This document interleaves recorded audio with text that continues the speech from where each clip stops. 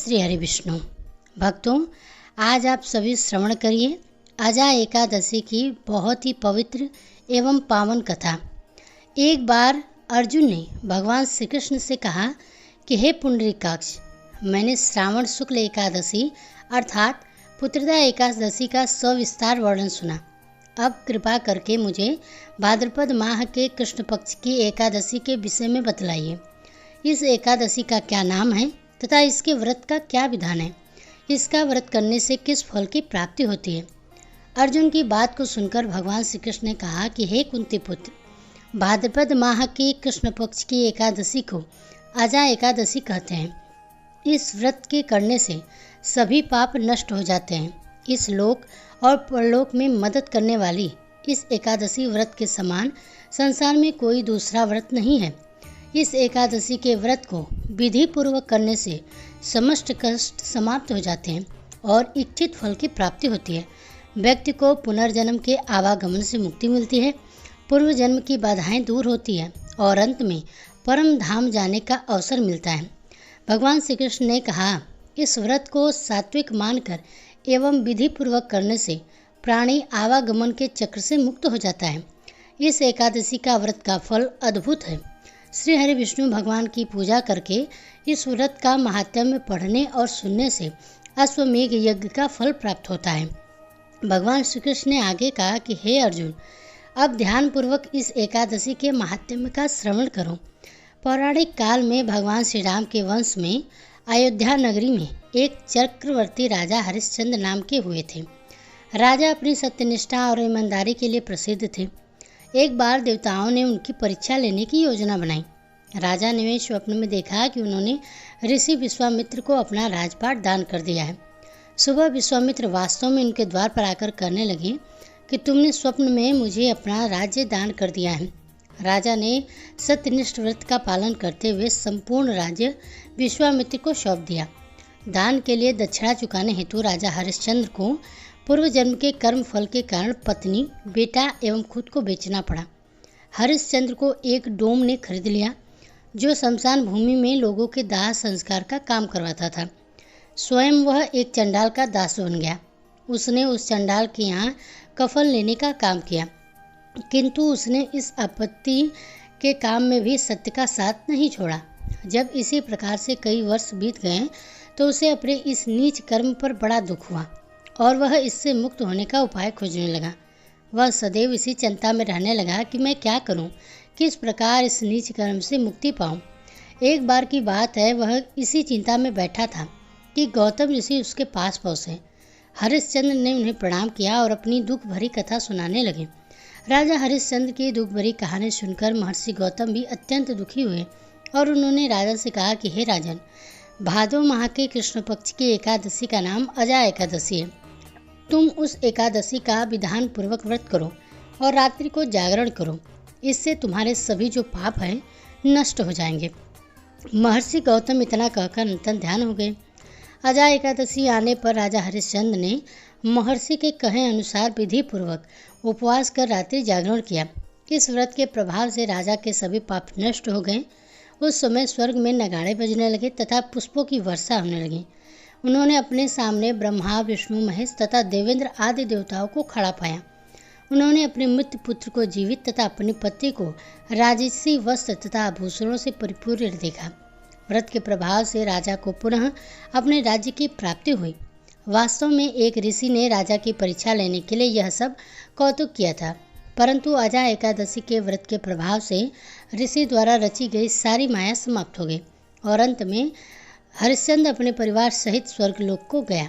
हे राजन, यह सब अजा एकादशी के व्रत का प्रभाव था।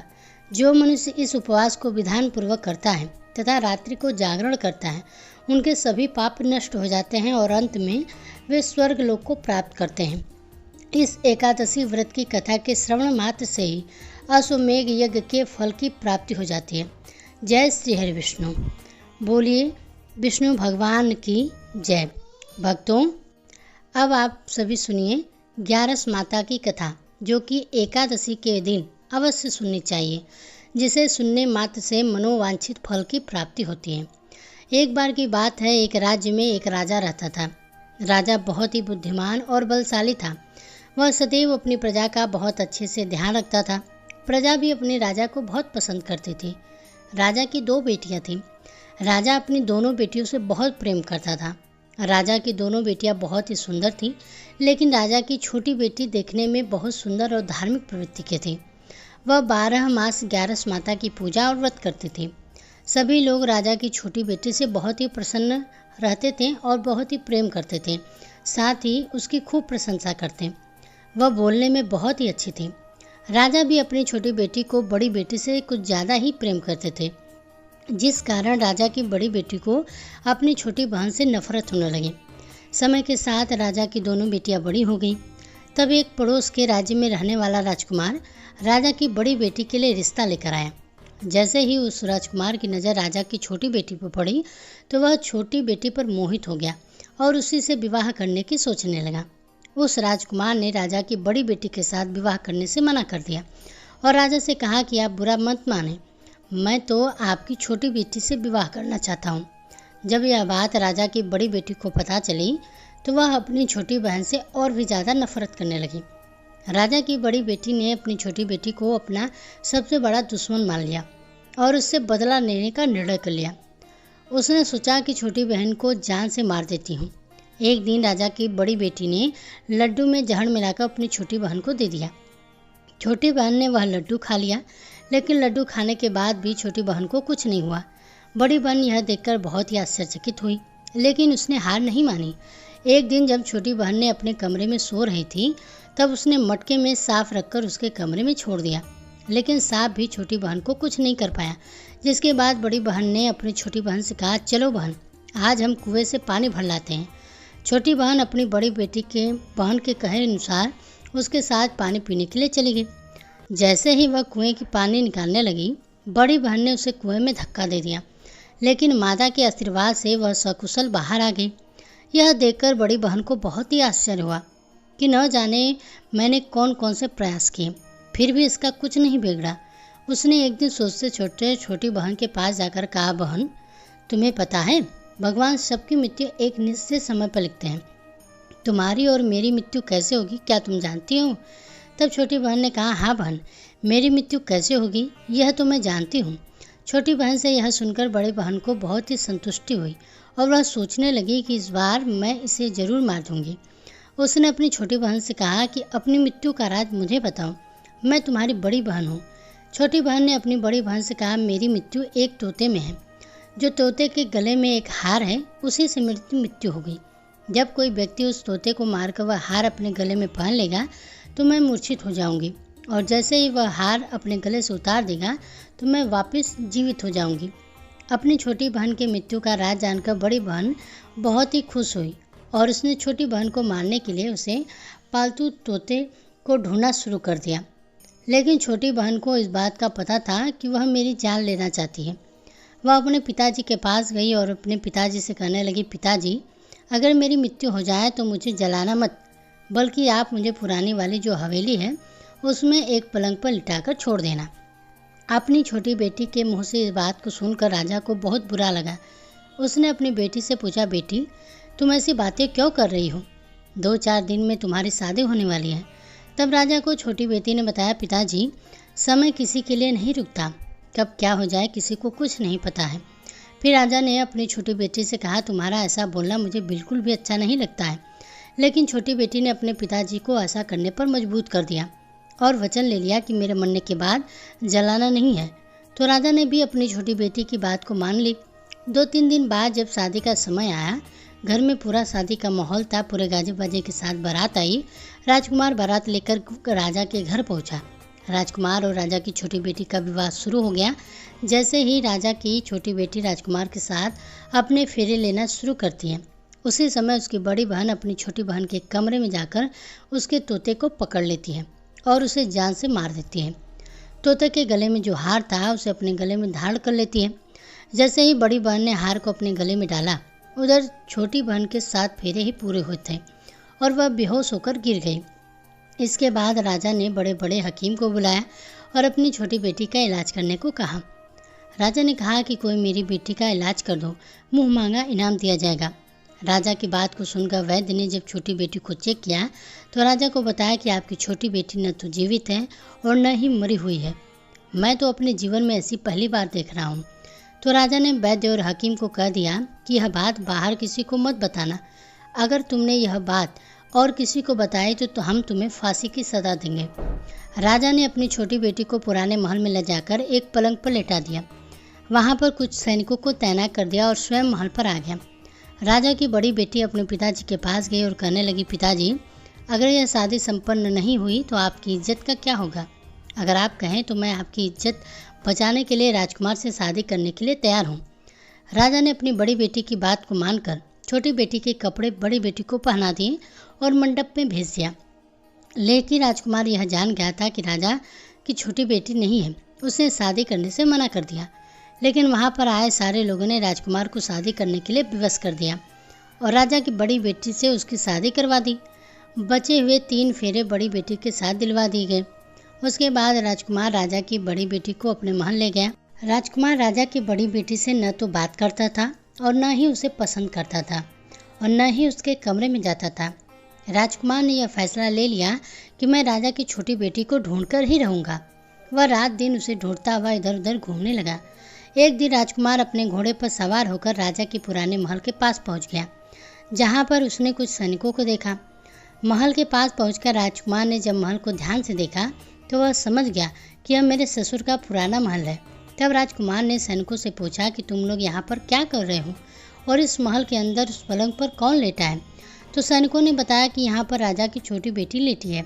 यह सुनकर राजकुमार बहुत ही खुश हुआ और तुरंत उसे मिलने के लिए अंदर चला गया। लेकिन अंदर जाकर देखा तो वह बिल्कुल बेहोश थी। राजकुमार उसकी सेवा करने लगा। जैसे ही रात हुई, राजा की छोटी बेटी उठकर बैठ गई। राजकुमार ने यह देखकर बहुत ही खुश हुआ और उससे पूछने लगा कि तुम यहाँ पर क्या कर रही हो? ऐसे 20 फेरों से गायब क्यों हो गई और चली क्यों गई? तुम्हारे साथ क्या हुआ है? राजा की छोटी बेटी ने राजकुमार को सारी बात बता दी। बताया कि मेरी जान एक तोते में बसी है और यह बात मैंने अपनी बड़ी बहन को बता दी थी। मुझे पता है कि उसे ने मुझे मारने का प्रयास किया है। उसके पास एक हार है जिसको वह सुबह पहन लेती है और रात को उतार कर रख देती है। जब तक वह हार को पहने रखती है तब तक मैं मूर्छित रहती हूँ और जैसे ही वह हार को उतार देती है मैं जीवित हो जाती हूँ। और जब तक मेरी बड़ी बहन के पास वह हार है तब तक मैं ऐसे ही जीवित और मूर्छित होती रहूँगी। अगर मेरी बहन के पास जो हार है वह मेरे पास हाथ में आ जाए तो मैं हमेशा के लिए जीवित हो जाऊँगी। राजकुमार यह बात सुनकर राजा की छोटी बेटी के पास रहने का निर्णय ले लिया और बचे हुए फेरे लेकर अपने विवाह को पूरा कर लिया और वहीं पर रहने लगा। ऐसे करते करते काफ़ी समय बीत गया। राजा की छोटी बेटी गर्भवती हो गई। एक दिन राजकुमार को किसी काम से बाहर जाना पड़ा तो पीछे से राजा की छोटी बेटी के पेट में बहुत ज़ोरों से दर्द होने लगा। उसने उस समय ग्यारस माता को आवाहन किया, जिसके बाद ग्यारस माता वहाँ पर प्रकट हुई और उन्होंने उसके दर्द को दूर किया और एक पुत्र सुंदर उसने जन्म दिया। जब आधी रात को राजकुमार बाहर से आया तो उसने ग्यारस माता को देखा और बहुत ही आश्चर्यचकित हुआ। उसने उसे तुरंत माता को प्रणाम किया। ग्यारस माता ने राजकुमार से कहा कि जब तुम्हारा बेटा 5 वर्ष का हो जाए तो तुम अपनी पत्नी का हार लाकर इसके गले में डाल देना, जिससे कि यह हमेशा के लिए जीवित हो जाएगी। समय के चलते राजकुमार का बेटा 5 साल का हो गया। एक दिन राजकुमार को फिर किसी काम से बाहर जाना पड़ा। उसने अपने बेटे से कहा कि तुम अपनी माता का ध्यान रखना और मैं शाम तक लौट आऊँगा। जैसे ही राजकुमार वहाँ से बाहर निकला तो बड़ी बहन के सैनिकों ने उसे देख लिया और बड़ी बहन को जाकर सारी बात बता दी, जिसके बाद बड़ी बहन ने अपनी छोटी बहन के पुत्र को वहाँ से उठवा लिया और उसे मरवा दिया। उसके 2 टुकड़े करवाए। पहले टुकड़े को चक्के के पास छुपा दिया और दूसरा टुकड़ा अपने पलंग के नीचे रख दिया। यह देखकर ग्यारस माता ने भिखारी का रूप धारण किया और उसके घर गई। भिक्षा मांगने लगी तो बड़ी बहन ने अपने नौकरों से कहा, जाओ भिखारी को भिक्षा दे दो। लेकिन जैसे ही नौकर ग्यारस माता को भिक्षा देने के लिए जाता है तो माता उन्हें मना कर देती है और कहती है कि मैं तुम्हारी रानी से ही भिक्षा लूँगी। उन्होंने अंदर जाकर कहा, रानी वह हमसे भिक्षा नहीं ले रही है, बोल रही है कि मैं रानी से ही भिक्षा लूँगी। जब बड़ी बहन स्वयं भिक्षा देने के लिए भिखारिन बनी ग्यारस माता के पास आती है, उससे पहले ही माता एक बिल्ली का रूप बनाकर उसके कमरे में चली गई। वहाँ पर जो छोटी बेटी के पुत्र का एक टुकड़ा था वह उठा लेती है और दूसरा चक्की के पास उठाकर जीवित कर देती है और वहाँ से लेकर चली जाती है और राजकुमार को सारी बात बताकर उनका उसका बेटा सौंप देती है। राजकुमार अपने बेटे को लेकर बड़ी बहन के पास जाता है और उसे कहता है कि इस बच्चे का अच्छे से ध्यान रखना। अगर तुम इस बच्चे को अच्छे से ध्यान रखोगी तो ही मैं तुमसे बात करूँगा, वरना मैं यहाँ से चला जाऊँगा। एक दिन राजकुमार अपने बच्चे से कहा कि तुम ऐसा करो कि तुम्हारी माँ के गले का वो हार मांग लो, तुम्हारे जिद की वजह से वह तुम्हें दे देंगी। अपने पिताजी के कहे अनुसार लड़का अपनी बड़ी माँ से पास जाकर कहता है, माँ मुझे तुम्हारे गले का हार चाहिए। यह सुनकर उसकी माँ को तो पहले बहुत गुस्सा आता है, पर उसे याद आता है कि राजकुमार ने कहा कि अगर इसे मैं बच्चे को अच्छे से ध्यान रखूँगी तो वह मुझसे बात करेंगे। वह सोचती है कि छोटी बहन अब तक तो मर गई होगी, उसे जला भी दिया होगा, अब कौन सी जिंदा होने वाली है। यही सोचकर वह हार को निकालकर उस बच्चे को दे देती है। वह बच्चा उस हार को लेकर अपने पिताजी को दे देता है और राजकुमार अपने बेटे और उस हार को लेकर वहाँ से चला जाता है और जाते हुए कहकर जाता है कि तुम हमारे लिए खाना बनाकर तैयार रखना, मैं शाम को आकर तुम्हारे साथ ही खाना खाऊंगा। यह कहकर अपने बेटे को लेकर वहाँ से सीधा राजा के पास जाता है और राजा को सारी बात बता देता है। राजा अपनी बड़ी बेटी की यह करतूत सुनकर बहुत ही क्रोधित होते हैं और अपनी परवरिश को दोष देने लगते हैं। राजा राजकुमार को अपनी छोटी बेटी के साथ रहने का आदेश देते हैं। राजकुमार वह हार लेकर छोटी रानी के पास जाता है और उसके गले में वह हार डाल देता है, जिससे कि वह जीवित हो जाती है। दोनों बहुत खुश होते हैं। राजकुमार अपने बेटे और अपनी पत्नी को लेकर अपने राज्य में चला जाता है। इस तरह एकादशी व्रत के प्रभाव से राजा की छोटी बेटी को अपने जीवन में आई तमाम मुसीबतों का छुटकारा मिल जाता है। एकादशी के दिन सुनी जाने वाली तुलसी माता की कथा। प्राचीन समय की बात है, एक परिवार में ननद और भाभी साथ साथ रहा करती थी। ननद का विवाह अभी नहीं हुआ था। वह तुलसी जी के पौधे की बहुत सेवा करती थी। नियम से तुलसी जी को सींचती और दीपक जलाती थी, लेकिन उसकी भाभी को यह सारी बातें बिल्कुल पसंद नहीं थी। जब कभी उसकी भाभी को बहुत गुस्सा आता तब वह अपनी ननद को ताना देते हुए कहती कि जब तुम्हारा विवाह होगा तो मैं इस तुलसी को ही बारातियों को खाने को दे दूंगी और तुम्हारे दहेज में भी तुलसी ही दूंगी। तुम जब देखो तुलसी की ही सेवा करती हो। कुछ समय बीत जाने पर ननद का विवाह तय हो गया। विवाह के दिन भाभी ने अपने कहे के अनुसार बारातियों के सामने तुलसी का वह गमला फोड़ दिया जिसकी सेवा ननद किया करती थी और तुलसी के पत्ते खाने के लिए कहा। तुलसी जी की कृपा से वह फूटा हुआ गमला कई स्वादिष्ट पकवानों में बदल गया। भाभी ने गहनों के नाम पर तुलसी की मंजरी से बने हुए गहने अपनी ननद को पहना दिए। देखते ही देखते तुलसी जी की मंजरी के बने हुए गहने सुंदर सोने जवाहरात में बदल गया। इतना ही नहीं, भाभी ने मारे क्रोध के वस्त्रों के स्थान पर तुलसी का जनेऊ रख दिया और वह भी सुंदर रेशमी वस्त्रों में बदल गया। अब जब ननद अपने ससुराल में पहुंची तो ससुराल वालों ने उसके दहेज की बहुत प्रशंसा हुई। यह बात भाभी के कानों तक पहुंची तो उसे बड़ा ही आश्चर्य हुआ। उसने सोचा कि उसने तो ननद के गहने, कपड़े और जनेऊ तक तुलसी में के ही रखे थे, तुलसी की मंजरी रखी थी। यह सब जानकर भाभी को बहुत ही आश्चर्य हुआ।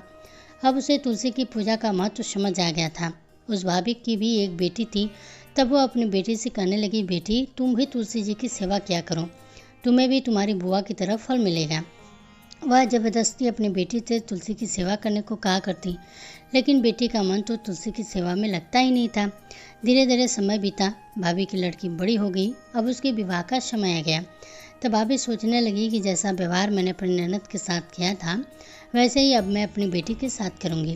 तो यह भी गहनों से लद जाएगी और बारातियों को भी खाने के तरह तरह पकवान मिलेंगे और ससुराल में इसकी बहुत ही मान सम्मान मिलेगा। यह सोचकर भाभी बारातियों के सामने तुलसी का गमला फोड़ देती है, लेकिन इस बार गमले की मिट्टी मिट्टी ही रहती है। मंजीर और पत्ते भी अपने रूप में ही रहते हैं।